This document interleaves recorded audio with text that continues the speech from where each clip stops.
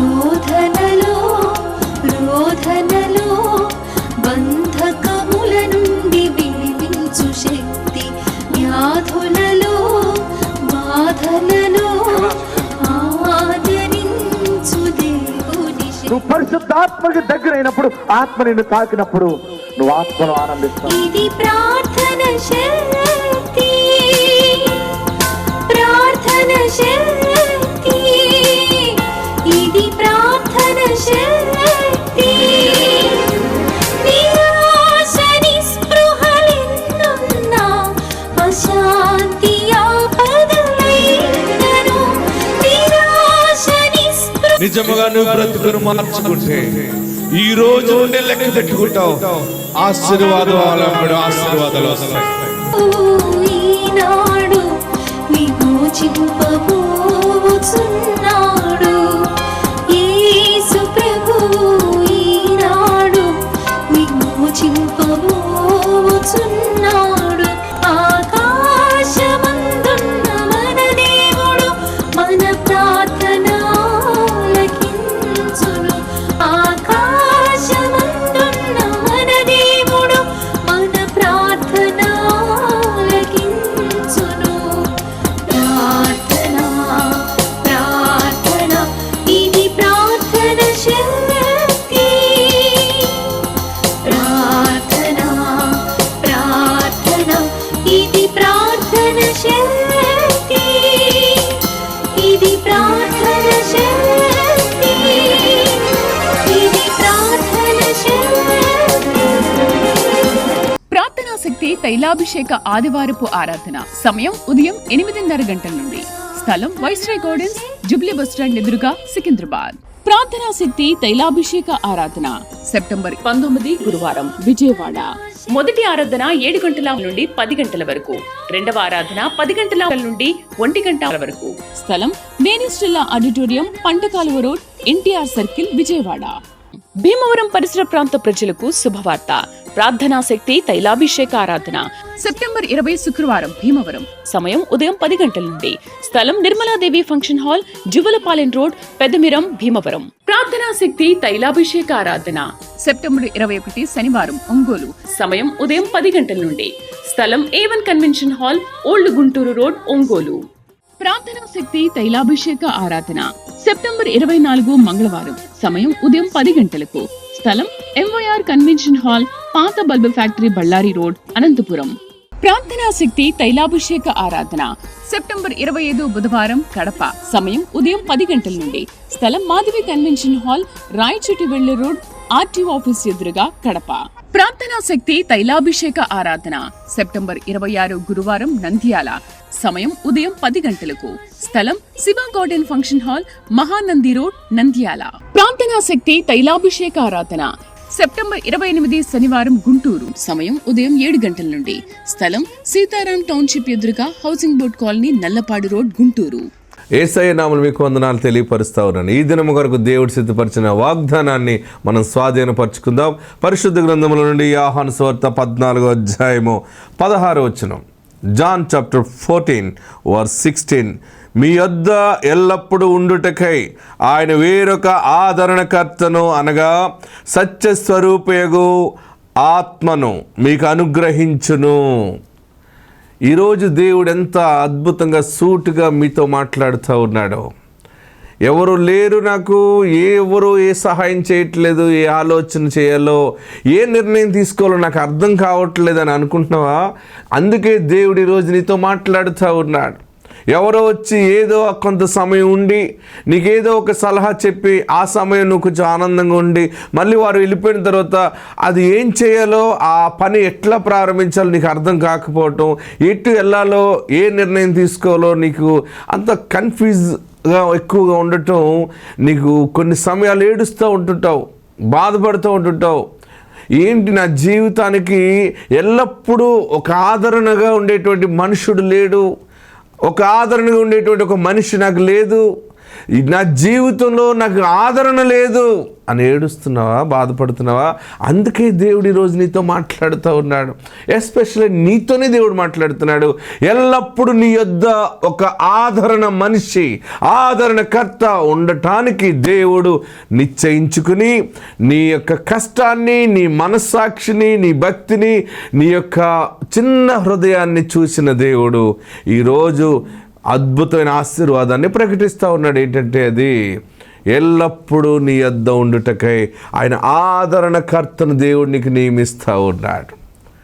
ఇది రెండు రకాలుగా ఆత్మ సంబంధంగా మనకు అర్థమవుతూ ఉంది. ఒకటి, పరిశుద్ధాత్ముడు ఆయనే ఎల్లప్పుడూ నీ యొద్ద ఉంటాడు, నిన్ను నడిపిస్తాడు. పరిశుద్ధాత్మ ప్రేరేపణ ద్వారా దేవుడు కొంతమంది మనుషులను ఏర్పాటు చేసుకుని మనకి ఏ సమయంలో ఏ మనుషుడు కావాలో ఆ మనుషుడిని దేవుడి ఆత్మే మన దగ్గర నడిపిస్తుంది. ఇక నువ్వు ఒంటరివి కావు. నేను ఒంటరి అయిపోయాను, నేను ఒంటరి దాన్ని అని ఎందుకు ఏడుస్తూ ఉన్నావు, దుఃఖపడుతున్నావు, ఎంతో వేదన చెందుతూ ఉన్నావు? అన్ని రకాలుగా దేవుడు నిన్ను బ్లెస్ చేసిన నా జీవితంలో నా ఒంటరితనం అనేది నాకు ఈ యొక్క శాపముగా దేవుడు పెట్టాడని బాధపడుతున్నావా? లేదా అన్నీ కోల్పోయినని ఏడుస్తున్నావేమో?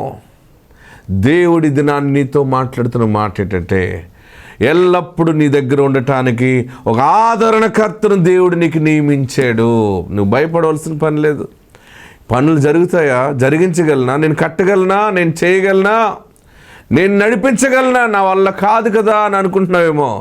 ఎల్లప్పుడూ నువ్వు నడవలేనప్పుడు నడిపించటానికి, నువ్వు మాట్లాడలేనప్పుడు నీ చేత మాట్లాడించటానికి, నీ నోటికి బోరగా ఉండటానికి, ఏ మనుషులు ఎదుట నేను నిలబడలేను, నేను బలహీనుని అనుకున్నావో, ఎల్లప్పుడూ నీ దగ్గర ఉండేటువంటి ఒక మనుషుడు, ఆదరణకర్తని దేవుడు నీకు ఏర్పాటు చేశాడు. నీవు భయపడవలసిన పని లేదు. ప్రతి విషయంలో నువ్వు జయము పొందుతావు. ఆత్మ నీకు తోడుగా ఉన్నాడంతే. పరలోకము నుండి ఈ ప్రార్థనా శక్తి ద్వారా దేవుడు నీతో మాట్లాడుతున్న గొప్ప మాట, ఎల్లప్పుడూ ఉండుటకై ఆదరణకర్తను నీకు ఆయన నియమించి ఉన్నాడు. చెక్ చేసుకో, అతను ఎలా నిలబడుతున్నాడో, ఆదరణకర్త నీ చుట్టూ ఎలాగ ఆవరించి ఉన్నాడో, నువ్వు ఆలోచన చేస్తున్న ప్రతి పనిలో ఆత్మ ఎలా సహాయం చేస్తున్నాడో నువ్వు పరీక్ష చేసుకో. ఈ రోజు నుండి ఆ వెలుగు కార్యాలు నువ్వు చూస్తావు. ఆత్మ నీకు తోడుండును గాక. God bless you. దేవునికి మహిమ కలుగును గాక.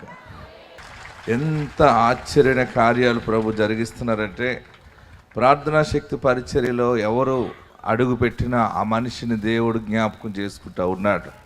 ఆమేన్.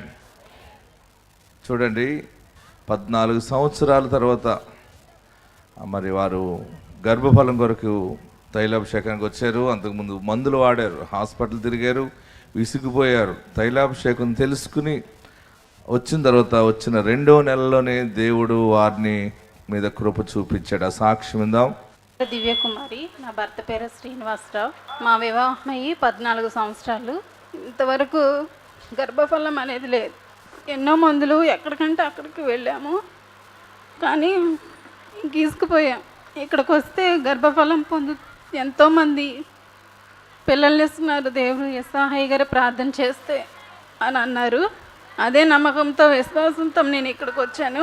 నేను సాక్షిగా నిలబడాలి అని అనుకున్నాను. ఎస్సాహయ్య గారు అట్టుపళ్ళు ఇచ్చారు.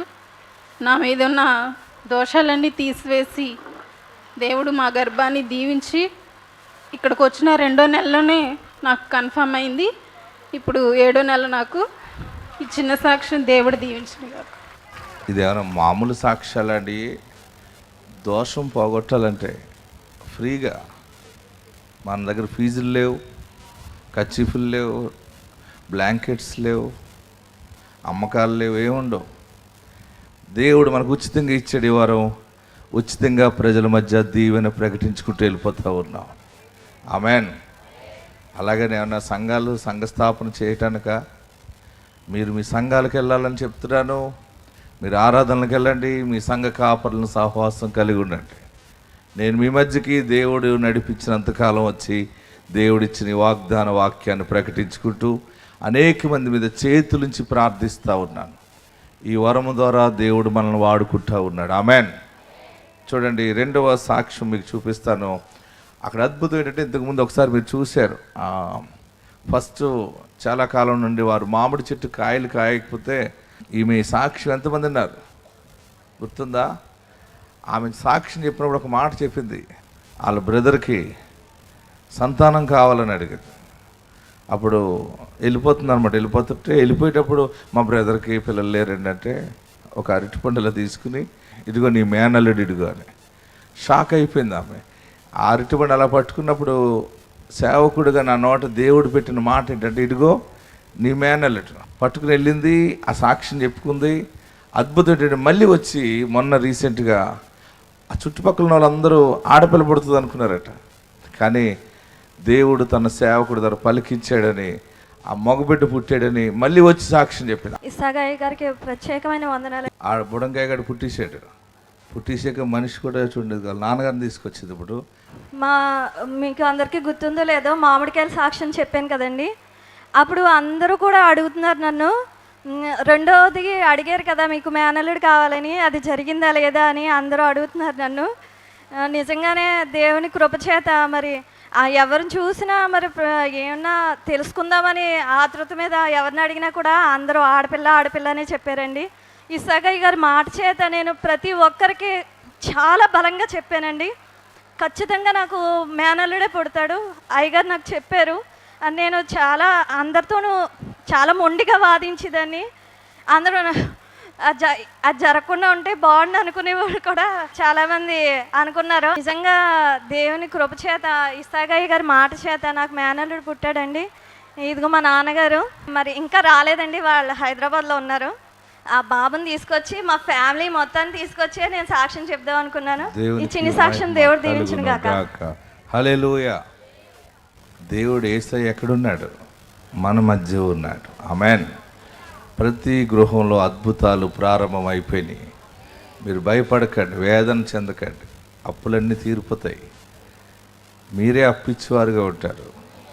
బట్టలు లేవని, గుడ్డలు లేవని, పిల్లకాయలు లేరని బాధపడకండి. అన్ని సర్వ సమృద్ధిని చూస్తారు. ఈ సంవత్సరం తప్పక ఫలింపులోకి వస్తారు. మీరు చేయవలసిన పని చేసేది ఏంటంటే, గుండె నిండా యేసయ్యని చేర్చుకోండి, ఇంటి నిండా దేవుని పాటలు పెట్టుకోండి. ఆమేన్. హల్లెలూయా. ఎవరు పాటలు పెట్టుకోవాలి? యేసయ్య పాటలు పెట్టుకోండి. ఇంకే పాటలు పెట్టుకోకండి. యేసు మాటలు వినండి, వాక్యం వినండి. టీవీలో అనేక మంది సేవకులు వాక్యం చెప్తుంటారు. మంచి మంచి దైవజనులు, ఆత్మ సంబంధమైన దైవజనులు ఎవరున్నారో గుర్తుపెట్టుకుని వారు వాక్యాలు వింటూ ఉండండి. ప్రియులరా, మరి ఈమె చెప్పిన సాక్ష్యం ఎంతమందిని ప్రభావితం చేసిందంటే, మొన్న పాలకుల్లో ఒక సహోదరు వచ్చింది. వాళ్ళ బత్తాయి చెట్లు కాపు కాయట్లేదు 15 సంవత్సరాల నుంచి. ఎన్ని సంవత్సరాల నుంచి? ఆమె ఏం చెప్పిందో చూడండి. ఆమె ఏకంగా కాయలన్నీ గెలలు పట్టుకొచ్చి సాక్ష్యం చెప్పింది. వీరు ఆకన్వారి తోట నుండి ఇక్కడ పాల్కొల తైలాభిషేకానికి వచ్చారు. వీరు ఇక్కడికి తైలాభిషేకంలోకి వచ్చి అనేక మంది చెట్లు ఫలాలు లేనప్పుడు వారి ఇక్కడి నుంచి తైలం తీసుకొని వెళ్ళి ఆ చెట్టుకి వేసినప్పుడు కొబ్బరికాయలు కాయడం, అలానే మామిడికాయలు కాయడం, ఈ సాక్ష్యాలన్నీ వింటూ ఉండేవారు. ఉన్నప్పుడు వారు కూడా వారి ఇంటి దగ్గర ఒకరు కొబ్బరి చెట్టు కాపు లేనప్పుడు ఇక్కడ నుండి తైలం తీసుకుని వెళ్ళి దానికి వేసినప్పుడు ఆ కొబ్బరి చెట్టు కూడా ఫలాలు ఇచ్చిందని వారు చెప్పారు. అప్పుడు సాక్ష్యం చెప్పలేకపోయాను. కానీ మళ్ళీ 15 సంవత్సరాలు అయిందంటండి బత్తాయి చెట్టు వేసి వారి ఇంటి దగ్గర, కానీ కాపు లేదు. మళ్ళీ అదే విశ్వాసంతో వారి ఇక్కడి నుంచి తైలం తీసుకుని వెళ్ళి ఆ బత్తాయి చెట్టుకి వేసి వారు ప్రార్థన చేసుకున్నప్పుడు గుత్తులుగా, అంటే ఒక గుత్తుకి 10 కాయలు చొప్పున గుత్తులుగా కాయలు పండాయని వారు సాక్ష్యం చెప్తూ ఉన్నారు. బత్తాయి చెట్టు తైలం వేసినప్పుడు 15 సంవత్సరాల నుండి కాపు లేనటువంటి చెట్టు ఫలించిందని వారు సాక్ష్యం చెప్తున్నారు. ఈ సాక్ష్యం దేవుడు దీవించును గాక. ఇంకా ఎవరెవరికి పిల్లలు కావాలో కోరుకోండి. ఏ పిల్లలు కావాలో కోరుకోండి. ఆ డాక్టర్ గారు పుట్టరన్నారు, ఈ డాక్టర్ అమ్మగారు పుట్టరన్నారు, పేగు లోపల లేకపోతే పైపులు, ఈ యూట్రస్లో, ఇవన్నీ నాకు చెప్పొద్దు. మీరు ఇక్కడ అవి హాస్పిటల్ కూడా ఇడిచిపెట్టేయండి. మీరు ధరించుకోవాలి, వాగ్దానాన్ని ధరించుకోవాలి. ఆమేన్. హల్లెలూయా. హల్లెలూయా. ప్రార్థనా శక్తికి వస్తున్నావంటే నీకు ఏం కావాలో అది చెప్పంతే. మళ్ళీ ఎలా పట్టుకెళ్ళాలి అనేది ఆలోచన చేయాలంతే. రెండవది, మీకు పుట్టబోయే బిడ్డ ఏ షేప్లో ఉండాలి? మీ అత్తగారిలాగా ఉండాలా, మీ అమ్మలాగా ఉండాలా, మీ నాన్నలాగా ఉండాలా? కొన్ని పోలికలు ఏం కావాలి? అందరు గట్టిగా హల్లెలూయా చెప్దాం. హల్లెలూయా, గట్టిగా హల్లెలూయా చెప్పండి. మొన్న ఈమె భర్త ఈమె పెద్ద సూట్ కేసు కట్టుకుని వచ్చింది. ఏంటి సంగతి అంటే 10 లక్షలు వ్యాపారం విషయంలో ప్రార్థన చేయండి, ఒక ఆశీర్వదించండి. సరే 10 లక్షలు వస్తాయి పో అని పంపించేశారు. ఆమె అనుకుందట కనీసం ఒక 5 లక్షలు 6 లక్షలు వస్తాయేమో, చిన్న వ్యాపారం, దైవజనుడు పలికాడు కదా వస్తాయనుకుని వెళ్ళిపోయారు. ఆమె ఆ 10 లక్షలు పెట్టి బంగారం కొనేసాట. అందరు గట్టిగా చప్పట్లు కొట్టారు. అది నా చేతికి ఇచ్చింది. 16 కాసులు పెద్ద నగ చేయించాడు ఆయన. ఆ సాక్ష్యం మీరేనండి. నా పేరు విజయ అండి, మా భర్త పేరు వేణుగోపాలకృష్ణ అండి, మాది గోపాలపురం అండి. మేము గత 4 సంవత్సరాలు బట్టి ప్రార్థనా శక్తికి వస్తున్నామండి. వస్తున్నప్పుడు మాకేమీ లేదండి, ఎంతో చాలా అంటే చాలా ఇబ్బందులు ఉన్నప్పుడే వచ్చామండి. అయితే మేము వ్యవసాయం చేసేవాళ్ళమండి. వ్యవసాయం 20 సంవత్సరాలు పెట్టి చేస్తూ ఉంటే మాకు వ్యవసాయంలో ఏమీ ఎప్పుడు కూడా అప్పుల పాలైపోయే ఉండేవాళ్ళమండి. అయితే నా యజమానికి కాలుకి చిన్న దెబ్బ తగిలిందండి. తగిలితే మేము వ్యవసాయం మానేసామండి. వ్యవసాయం మానేస్తే మా పరిస్థితులు చాలా అంటే చాలా ఇబ్బందులు పడిపోయామండి. ఇబ్బందులు పడిపోయినప్పుడు టీవీలోనే చూశానండి అయ్యగారి ప్రార్థన, ఇసాక్ పాస్టర్ గారి ప్రార్థన చూసి అండి ఒక్కసారి వెళ్దామండి, ఎంతోమంది సాక్ష్యం చెప్తున్నారు, మనకు కూడా దేవుడు గొప్ప కార్యాలు చేస్తాడు తండ్రి అని మేము అయ్యగారితో ఒక మాట చెప్పామండి. అయ్యా మేము వ్యవసాయం చేసుకుంటున్నాము, వ్యవసాయంలో నాకు ఏది కలిసి రావట్లేదండి, 20 సంవత్సరాలు బట్టి చాలా అప్పుల పాలైపోయి ఉన్నాము తండ్రి, మాకు ఏదైనా ఒక దారి చూపించాయని ఇసాక్ పాస్టర్ గారిని అడిగానండి. అడిగితే ఆయన అన్నారు, ఎక్కడ పోగొట్టుకున్నావు అక్కడే నీకు ఇస్తాడు దేవుడు పో అని అన్నారండి. అదే సంవత్సరంలో నాకు నా పుట్టింటి వాళ్ళు చాలామంది ఒక్క కాసు బంగారం లేదని చాలా అంటే చాలా విమర్శించేవారండి. విమర్శిస్తుంటే ఆ ఒక్క సంవత్సరంలోనే 3 కాసులు నల్లబసల దండ కూడా చేయించుకున్నానండి. చేయించుకున్నాక అదే మళ్ళీ మానలేదండి. అయ్యా నేను ఈ వస్తువు చేయించుకున్నాను అని ప్రార్థన చేయించుకొని కానికిస్తానే ఉండేదాన్ని. ఏ నెల కూడా తప్పకుండా వచ్చేవాళ్ళమండి. వస్తూ ఉంటుండే మాకు దేవుడు ఈ 3 సంవత్సరాల్లో మాకు 50 లక్షల రూపాయలు ఆస్తిగా ఇచ్చాడండి. మాకు ఎంతో గొప్ప కార్యాలు చేశాడండి. మేము ఎప్పుడు ఒక బేరం లైసెన్స్ కూడా కొనుక్కోలేని పరిస్థితిలో ఉన్నప్పుడు మా దేవుడు ఇక్కడికి వచ్చాక 4 బేరం లైసెన్సులు కొనుక్కున్నానండి, 40 కాసులు బంగారం కొనుక్కున్నానండి. అంతేని మొన్న నెలలో అయ్యగారితో ప్రార్థన చేయించుకొని కానికిచ్చి, అయ్యా మేము ఈ సంవత్సరము వ్యాపారం చేస్తున్నామయ్యా, మరి నాకేమి ఇస్తారో నాకు తెలియదు కానంటే అయ్యగారు ఒక్క మాట అన్నారు, పో 10 లక్షలు పట్టుకొని వస్తావు అన్నారు. అప్పుడు అయ్యగారిని ఇదేంటి 10 లక్షలు అంటే వ్యాపారంలో అంత లాభం రాదు కదా, అయ్యగారు ఇలాగంటున్నారేంటో అనుకున్నానండి. మేము అనుకున్న 5-6 లక్షలతో వస్తువు కొనుక్కుంటానని ఆశపడ్డానండి. అయితే దైవ సేవకులు అన్నట్టు 10 లక్షలతో ఈ వస్తువు అండి 16 కాసులతో దేవుడు నాకు ఇచ్చాడండి. తండ్రి ఇది ఎంతో గొప్ప దేవుడు అండి. అయ్యత్ గారితో మాట ప్రతి మాట కూడా మాలో ఫలిస్తుందండి. గట్టిగా హల్లెలూయా చెప్పండి. వాక్యం ఇక్కడుంది, ప్రకటించిన సేవకుడిని ఇక్కడున్నాను, పొందుకున్న మనిషి ఎక్కడుంది, చెప్పిన సాక్ష్యం అక్కడుంది. ఇంకేం కావాలి? యేసు నిజమైన దేవుడు. నా యొద్దకు వచ్చేవాడిని నేను ఎంత మాత్రము త్రోసివేసేవాడిని కాను అని చెప్పాడు ఆయన. ఒక బలమైన మాట దేవుడి దినాన్ని మీకు అనుగ్రహించబోతూ ఉన్నాడు. చాలామంది బలహీనతలను బట్టి అందరికీ రోగాలే. రోగం లేని వాళ్ళు ఎవరైనా ఉన్నారా? చేయి పైకెత్తండి.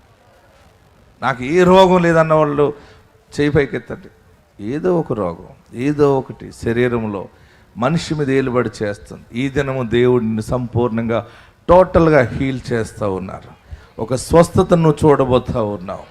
అందరూ కూడా తలలు వంచండి. అందరూ ఎక్కడున్నవారు అక్కడ తలలు వంచి ఒక గొప్ప బలమైన మాట, నీ డేరా క్షేమ నివాసము. నీ డేరా, నీ ఇల్లు, నీ ఇంటిలో ఏ వస్తువు ఏది నువ్వు చెక్ చేసుకున్నా తీసివేయబడలేదు, తీసివేయబడదు. భయపడకు. ఏదో బాధ వచ్చిందేమో, శరీరం తీసేలా, ఈ చెస్ట్లో లెఫ్ట్ సైడ్ తీసేస్తారేమో, లేకపోతే రైట్ సైడ్ నాది బాడీ కట్ చేసేస్తారా? డాక్టర్ అంటారు ఇది ఇంకొంచెం పెద్దదైతే తీయాలి, ఇది ఇక్కడ తీసేస్తేనే, ఈ చెస్ట్ ఇక్కడ తీసేస్తే ఇక్కడ తగ్గుతుందని చెప్పిన మాట నీ హృదయాన్ని బాధ పెడుతుందా? నీ వేళ్ళు తీసేయాలంటున్నారా? ఏదో తెలియని వ్యాధి నిన్ను ఆవరించిందా? ఏదో తెలియని రోగము నిన్ను ఆవరించిందా? ఎక్కెక్కబడి ఏడుస్తున్నావా?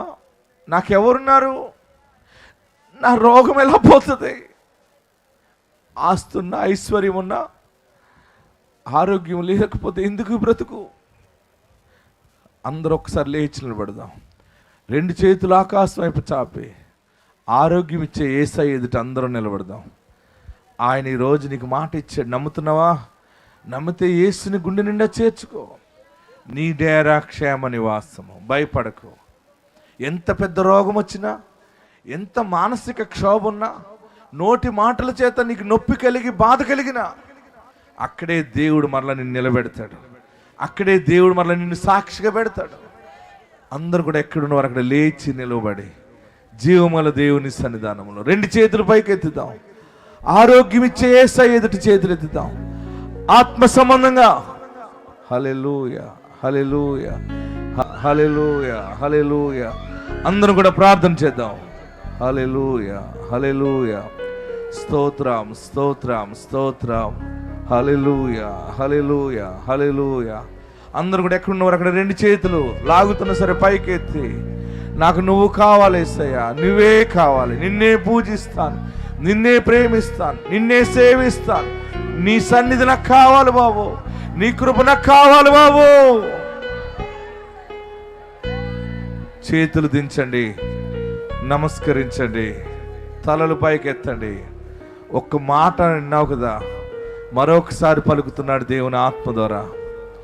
నీ డేరా క్షేమ నివాసము, నీ శరీరము క్షేమకరమైన దేహము. నీ శరీరములో ఏ అవయవము కోసివేయబడదు, ఏ అవయవము తీసివేయబడదు.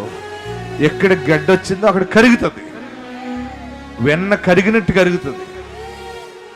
గడ్డ కట్టిన కొబ్బరి నూనె వేడి తగిలినప్పుడు ఎలాగ నూనెగా మారిపోతుందో, అలాగా నీ రోగము సమస్తము నీరుగా మారి నీ యూరిన్లోంచి పోతుంది, అది నీ చెమట్లోంచి పోతుంది. అది నమ్ముట నీ వలనైతే నమ్మువానికి సమస్తము సాధ్యమే. స్వస్థత, స్వస్థత, స్వస్థత. నా వ్యాధిని దేవుడు బాగు చేశాడు, నన్ను స్వస్థపరిచాడు, ఇక నాకు భయం లేదు అని నువ్వు అనుకుంటే 2 చేతులు ఆకాశం అయిపోయింది. గట్టిగా హల్లెలూయా అని కేకలై, మరొకసారి 7 మార్లు కేకలై, ఆయన నిన్ను స్వస్థపరుచుచున్నాడు. నీ డేరా క్షేమ నివాసము, నీ డేరా క్షేమ నివాసము, నీ డేరా క్షేమ నివాసము.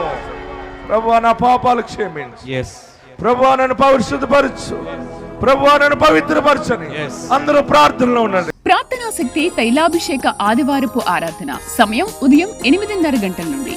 స్థలం viceroy gardens, Jubilee bus stand ఎదురుగా, సికింద్రాబాద్. ప్రార్థనా శక్తి తైలాభిషేక ఆరాధన సెప్టెంబర్ 19 గురువారం, విజయవాడ. మొదటి ఆరాధన 7 గంటల నుండి 10 గంటల వరకు, రెండవ ఆరాధన 10 గంటల నుండి 1 గంట వరకు. స్థలం మేనిస్టెల్లా auditorium, పంటకాలువ road, NTR circle, Vijayawada. Bhimavaram పరిసర ప్రాంత ప్రజలకు శుభవార్త. ప్రార్థనా శక్తి తైలాభిషేక ఆరాధన సెప్టెంబర్ 20 శుక్రవారం, భీమవరం. సమయం ఉదయం 10 గంటల నుండి. స్థలం Nirmaladevi function hall, Juvalapalem road, Peddamiram, Bhimavaram. ప్రార్థనా శక్తి తైలాభిషేక ఆరాధన సెప్టెంబర్ 21 శనివారం, ఒంగోలు. సమయం ఉదయం 10 గంటల నుండి. స్థలం A1 convention hall, old Guntur road, Ongole. ప్రార్థనా శక్తి తైలాభిషేక ఆరాధన సెప్టెంబర్ 24 మంగళవారం. సమయం ఉదయం 10 గంటలకు. స్థలం MYR కన్వెన్షన్ హాల్, పాత bulb factory, Ballari road, Anantapuram. ప్రార్థనా శక్తి తైలాభిషేక ఆరాధన సెప్టెంబర్ 25 బుధవారం, కడప. సమయం ఉదయం 10 గంటల నుండి. స్థలం మాధవి కన్వెన్షన్ హాల్, రాయచోటివెళ్లి రోడ్, RTO ఆఫీస్ ఎదురుగా, కడప. ప్రార్థనా శక్తి తైలాభిషేక ఆరాధన సెప్టెంబర్ 26 గురువారం, నంద్యాల. సమయం ఉదయం 10 గంటలకు. స్థలం Shiva garden function hall, Mahanandi road, Nandyal. ప్రార్థనా శక్తి తైలాభిషేక ఆరాధన సెప్టెంబర్ 28 శనివారం గుంటూరు. సమయం ఉదయం 7 గంటల నుండి. స్థలం సీతారాం టౌన్షిప్ ఎదురుగా housing board colony, Nallapadu road, Guntur.